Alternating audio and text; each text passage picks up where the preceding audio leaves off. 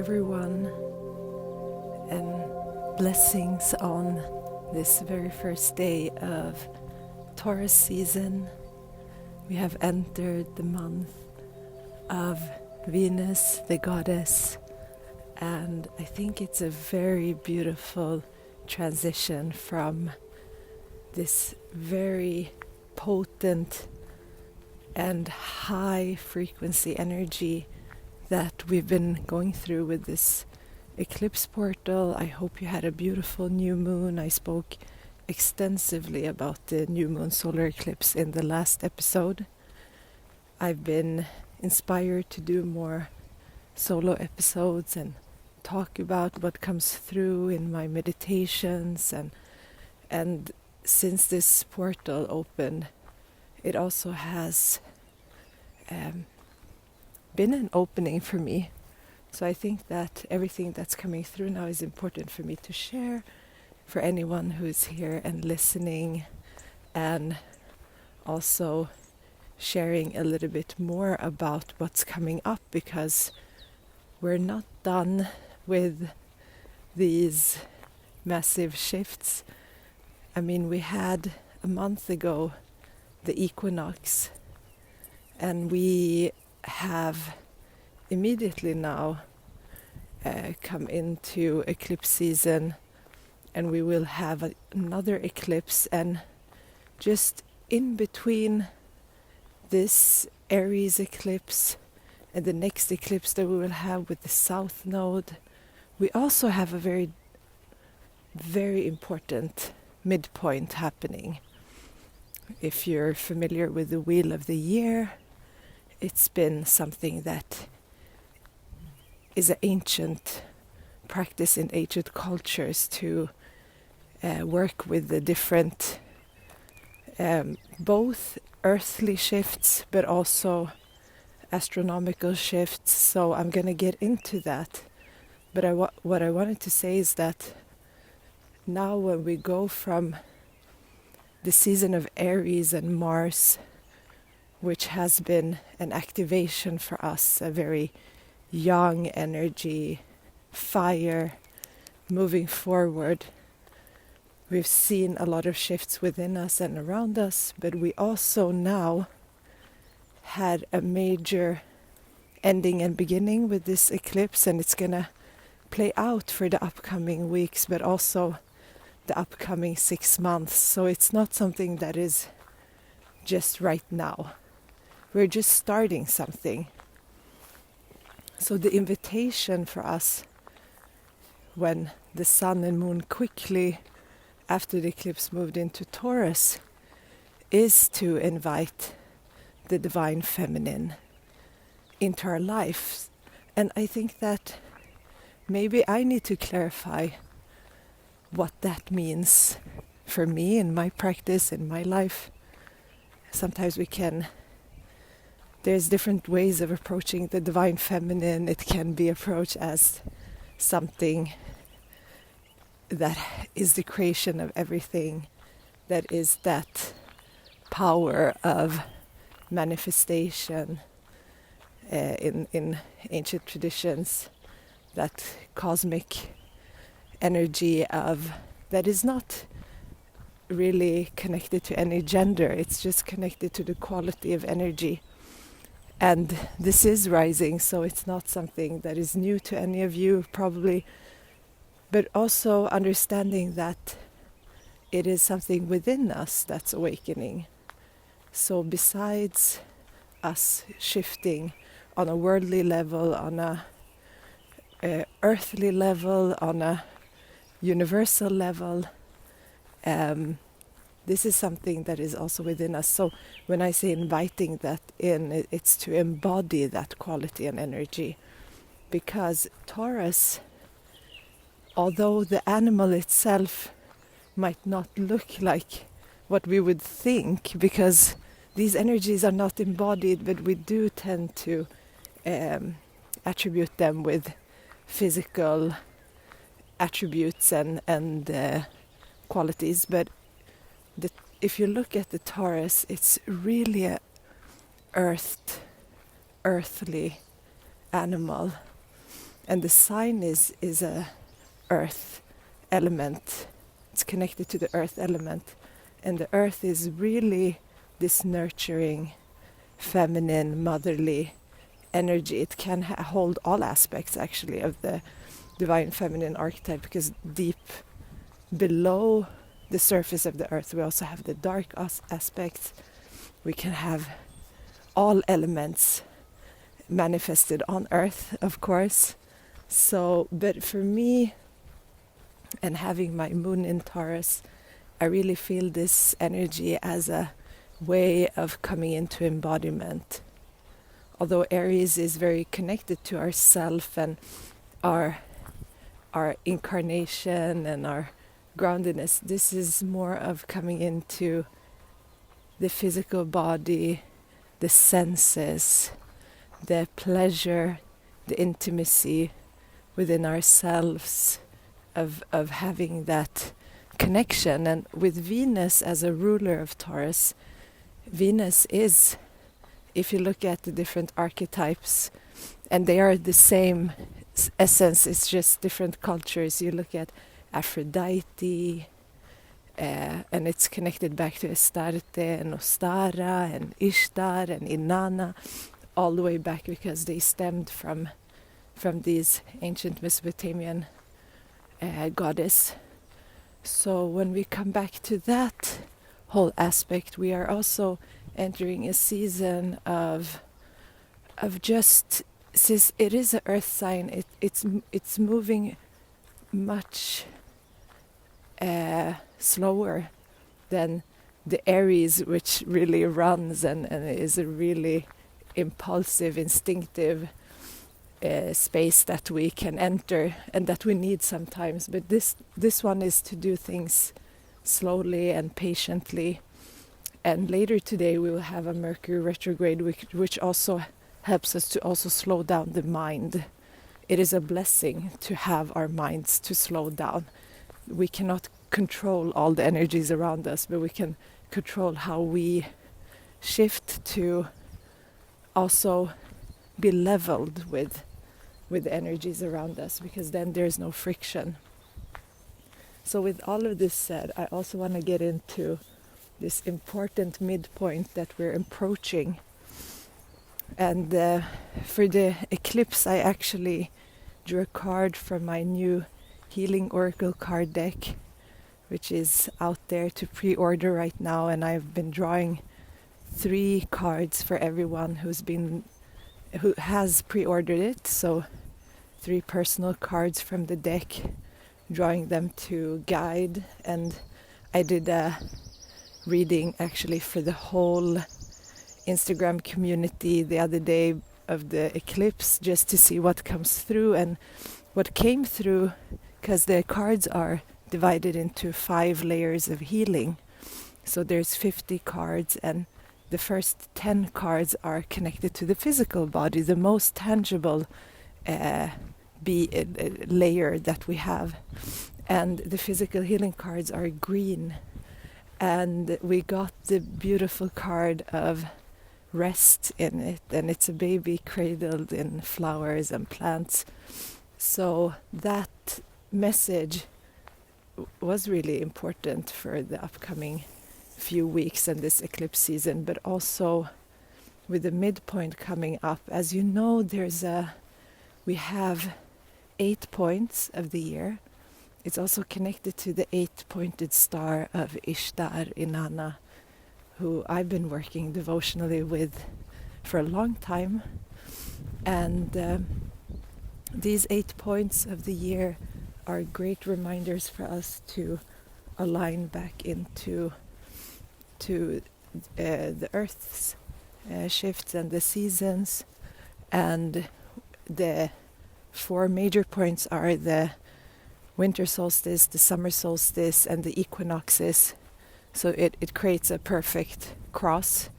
And then in between there's also portals. So the one that's coming up, that is usually that around 1st of May.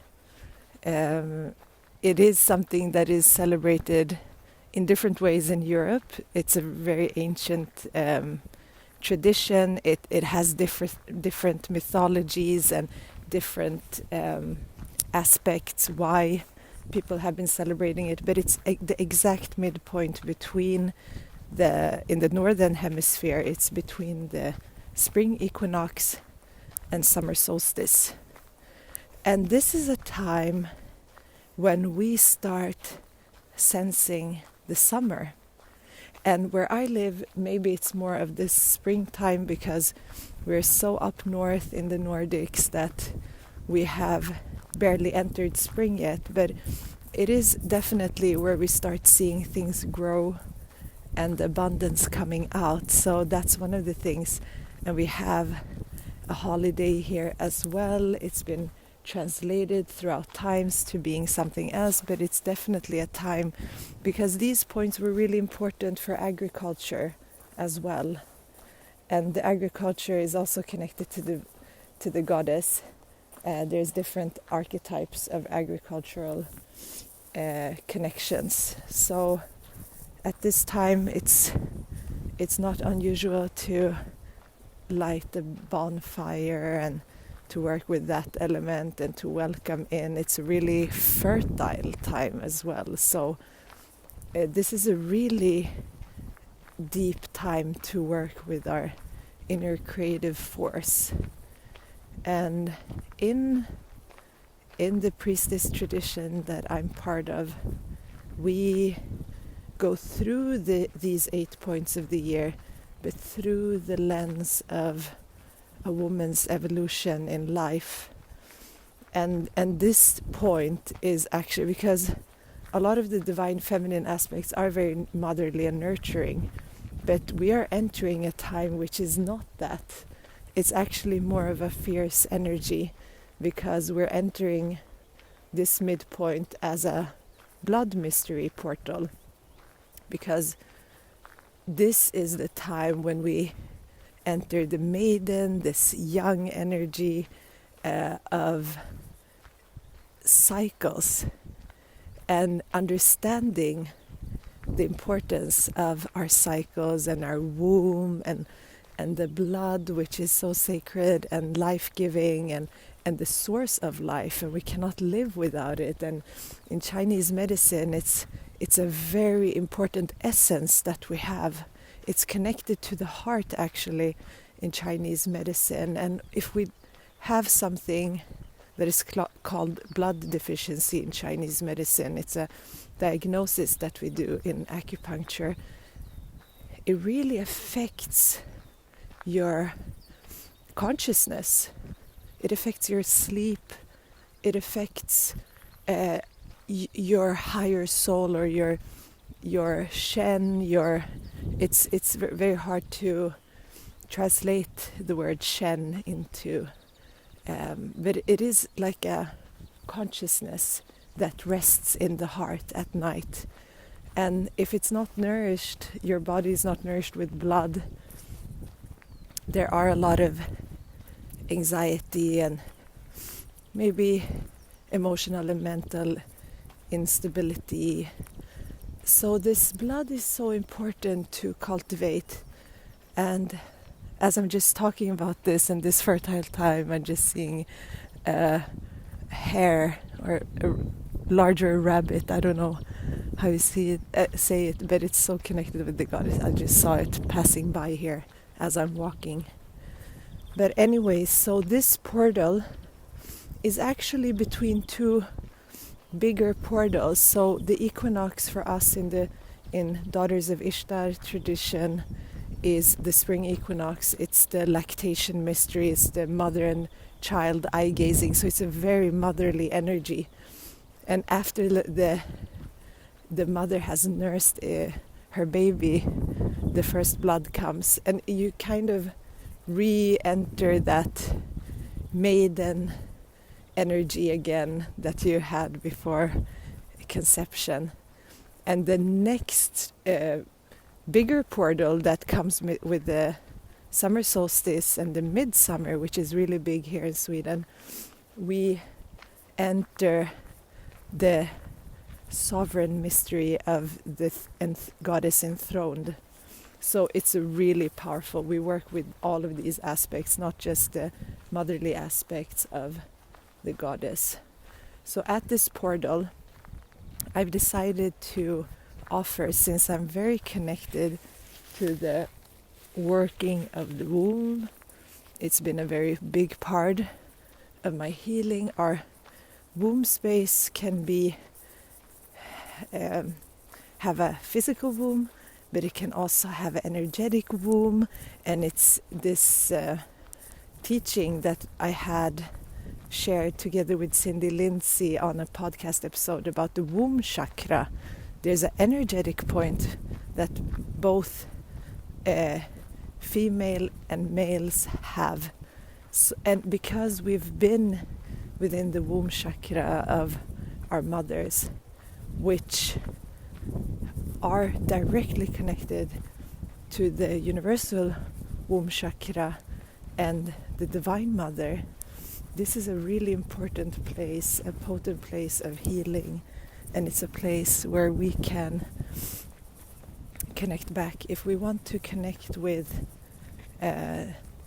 this that I've been talking about, not just having the physical or external connection with the goddess, but the inner, like the creation is out there, but also within us, the macrocosm, the microcosm, but connecting to this really potent energy within a layer of our body. Maybe it's not a tangible layer, but as we work with that intangible layer, we can also come into the physical womb, which is so connected to, if you have a physical womb, or if you had a physical womb, this is connected to all the lineages that came before us, all the mothers.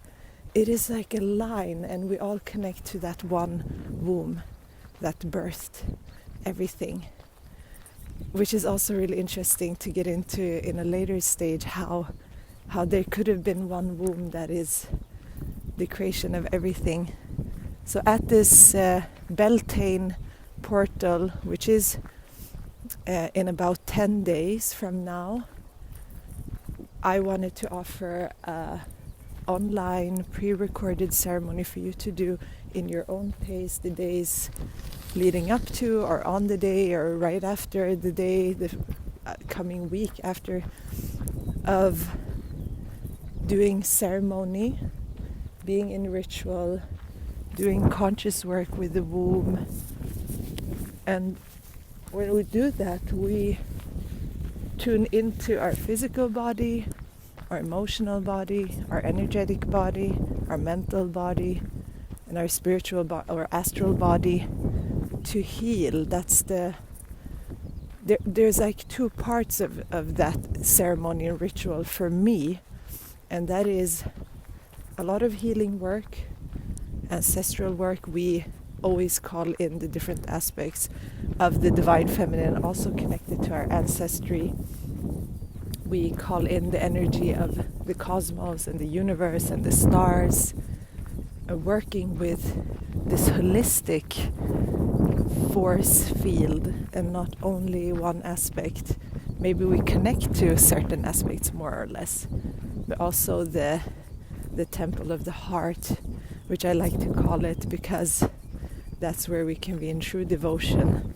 So doing this also to tune into, it was a potent time that it happens between two eclipses. So I think that we are in a portal right now, because the next eclipse is really deep, intense healing and karmic release. So with this ceremony, for those of you who are called to more devotional practices, to work with an altar of some kind and doing some ritual, this recording will help you to tune in, and will continue also on the next midpoint to work with that sovereign energy as well, because I think it's really important to start offering these types of ceremonies from these wisdom traditions. And I do come from different lineages of ancient teachings, so I always infuse Chinese medicine and yoga and mantras, because I see it as all part of one. So the real purpose of the ceremony is definitely to connect deeper to yourself and to your cycles and to the womb and to all of creation, and to receive that healing that you need right now. And that is available on my website. If you go into the tab, the Temple of the Heart, or if you got the latest newsletter that I sent out, I also linked it to a different video.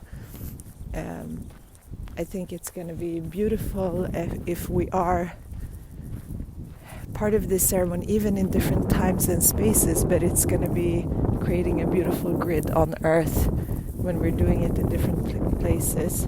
Because this ceremony and ritual practice does not only benefit you, we are part of a grid and a part of a collective consciousness. So each time you tap into something, you allow this frequency to be raised within the whole collective.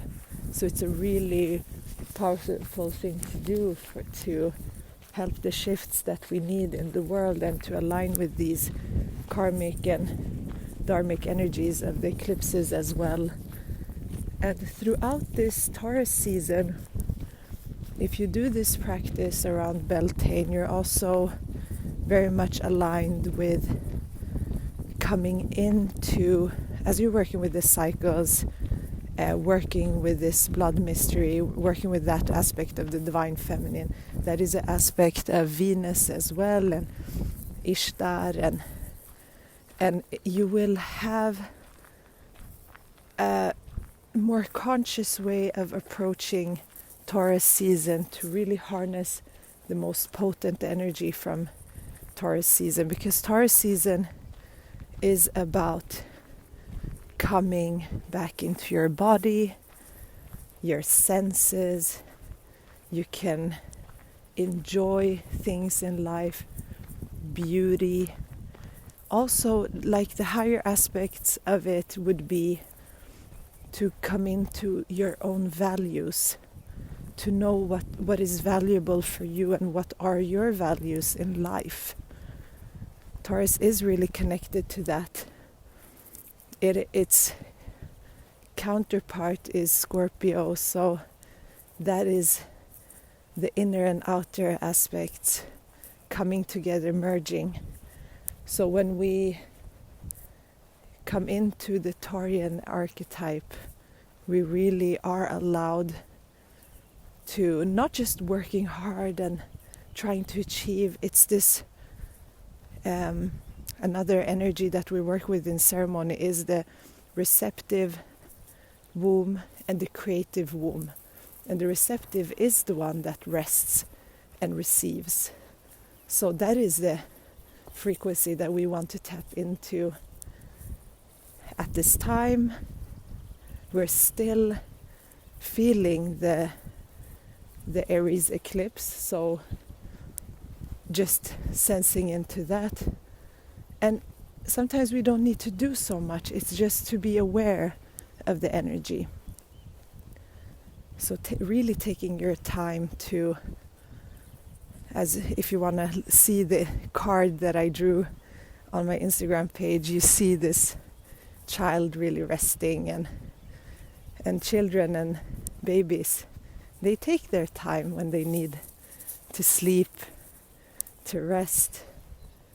So you deserve that too, coming into your worthiness of being in a space where you feel divinely held by the mother, by the earth, by the universe, by the planets, the sun.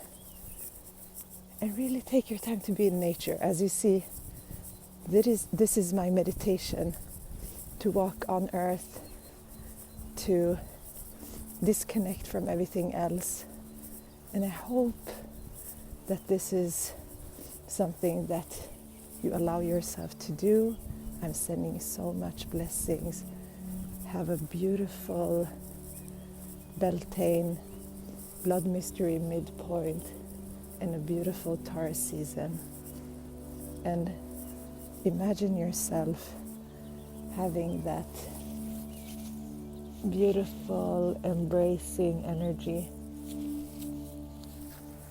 of the earth, of the mother. We are held, we are supported, we are guided, we are loved, we are worthy, and we are deserving of all things that makes us heal and just be complete.